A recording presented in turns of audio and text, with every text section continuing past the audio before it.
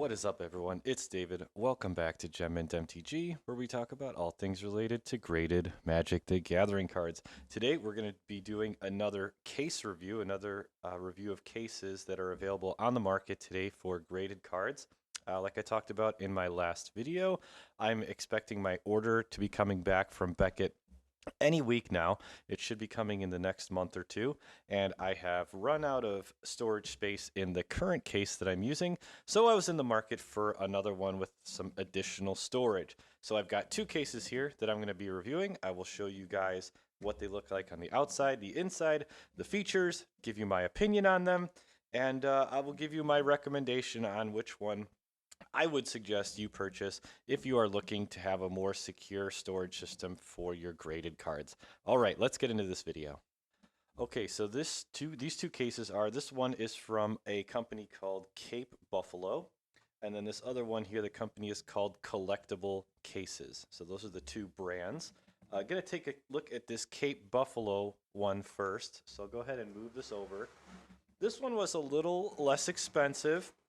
Actually, quite a bit less expensive than the Collectible Cases one, but you'll kind of see why once I show you. You can see these plastic hinges are relatively small. They're actually smaller, or they feel less rigid than the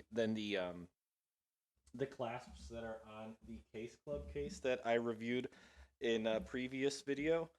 So the clasps are a little bit smaller, and you can see here there is no metal for the locking mechanism here, where you can insert a lock. So not the most rigid of cases. That was kind of one of the things that actually I disliked most about this case. Let's go ahead and open this.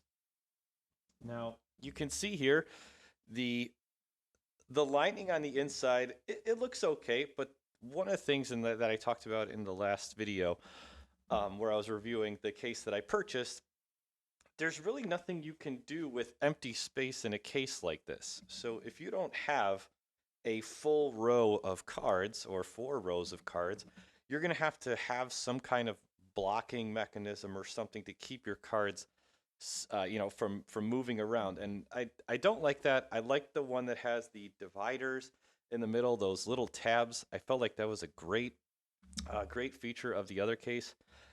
The other thing about this case is this lining on the top just kind of pops right out.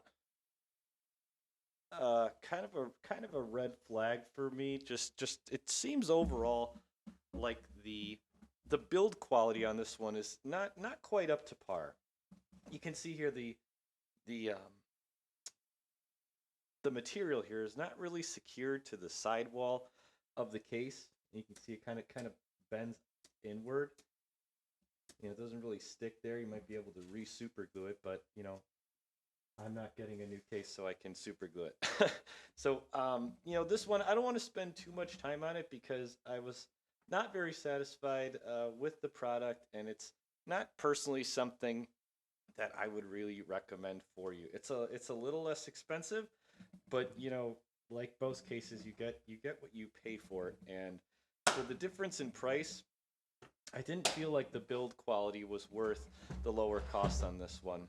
It does have a pretty nice handle back here, a tow handle, and you can see it has wheels on the back end here. So if you want to, rather than carrying it in your hand, you could drag it like an airport luggage. So that's kind of nice.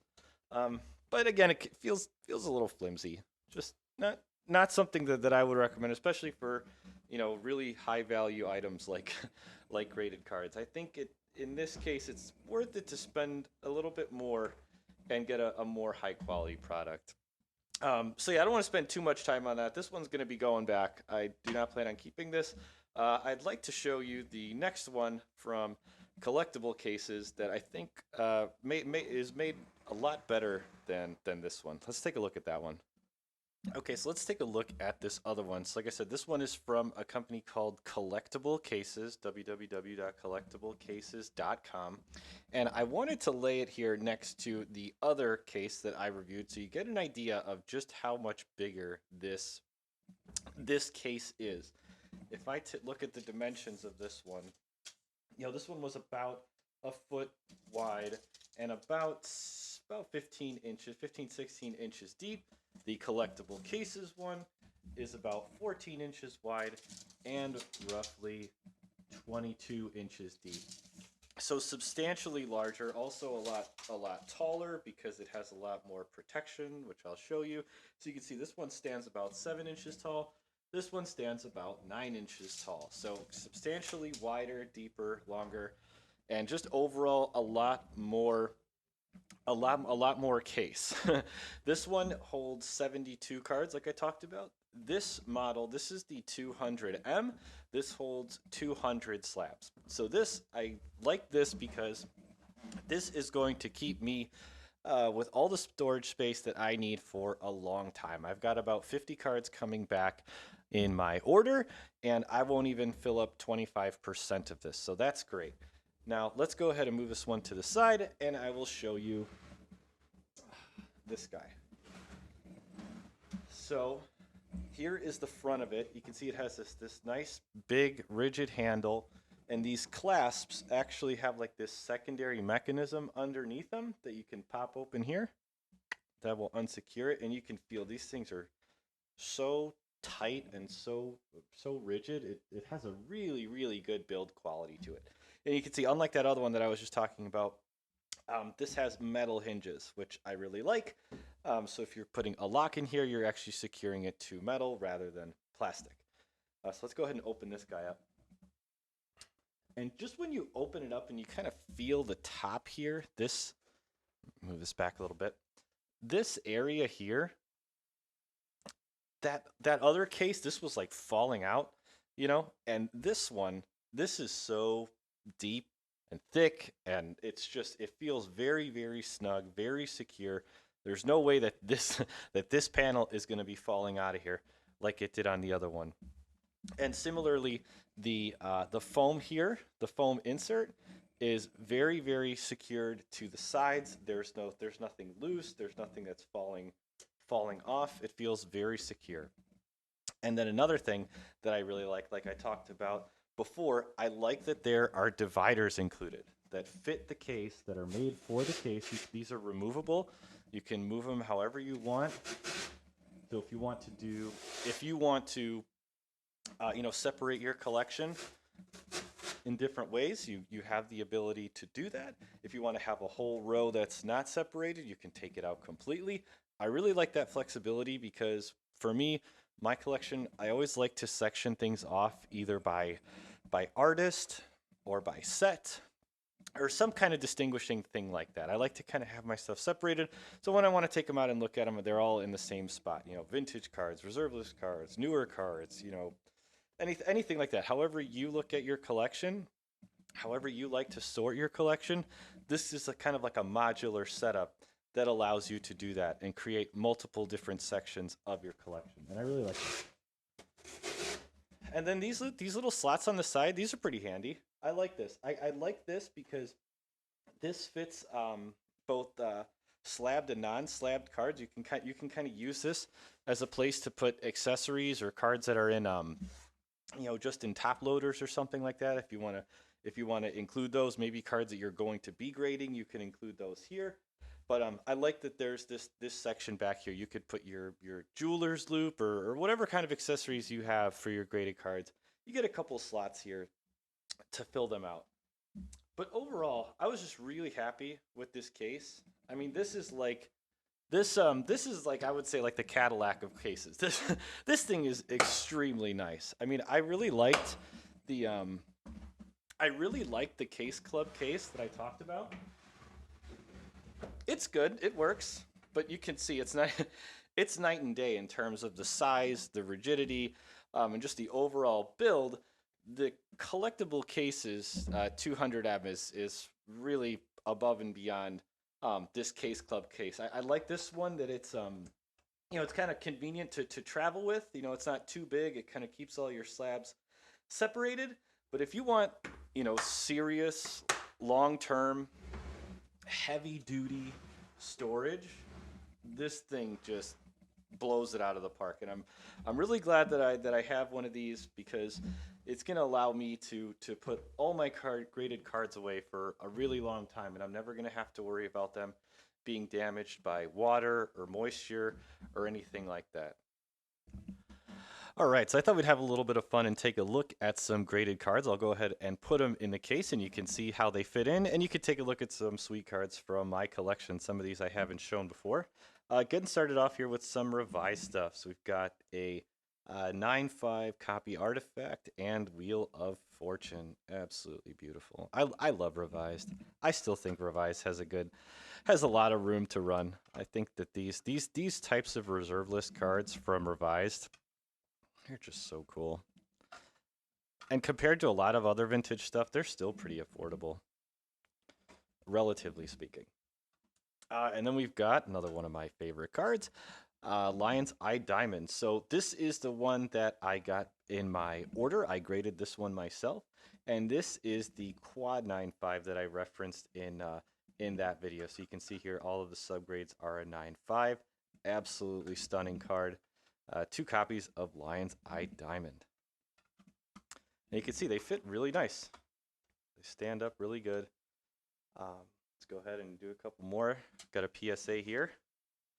Let's say PSA 10 Mox Opal.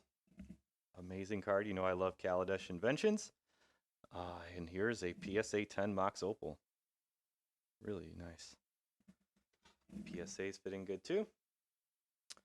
Now, not 1, not 2, but 3 Gaia's Cradle. 2 BGS Gold Label 9/5s and 1 Mint 9. So 2 of these I graded myself, and then 1 of these I actually purchased on eBay quite a while ago. But yeah, I am up to 3 graded Gaia's Cradles. I actually had one before, another graded one, and I sold that one to fund some other card purchases. But now I still have 3 copies, 2 gem mints and 1 mint. Absolutely beautiful card. What an iconic card. Absolutely beautiful. Okay, got a few more here. 2 Mox Diamonds. Stronghold. So we got a 9/5 quad. You can see, once again, 9/5s for all of the subgrades. So this is a quad 9/5, and this is the one that I graded myself. This one I actually purchased on a Facebook group, a private Facebook group for graded cards. And I found someone who was selling one. We worked out a price. This was about a year or 2 ago now. And yeah, I'm really happy that I got it. The price is appreciated on this one pretty significantly, and it's just an absolutely beautiful card. So iconic. All right, one more fun one. Get it out of this protective casing. This is Illusionary Mask from Unlimited. This is a funny card. It's a Beckett 9. Reserve list card, really kooky artwork there by Amy Weber. She has a really unique art style, and it's just one of those cards. It's really recognizable. It's like a wall of text, and it's just a fun card. I got this one on eBay, and I always wanted one. I never had one raw or graded, so I picked this one up, and I think it's a neat addition to my collection. So slide that guy in there. So you can see these are held in really nicely. I can move this up to fit this section if I wanted to section this off, and then I have this whole area behind it to do another section. Or like I said, I can move this over here if I want to do multiple sections. So overall, really nice case, and hope you like checking out some of the cards.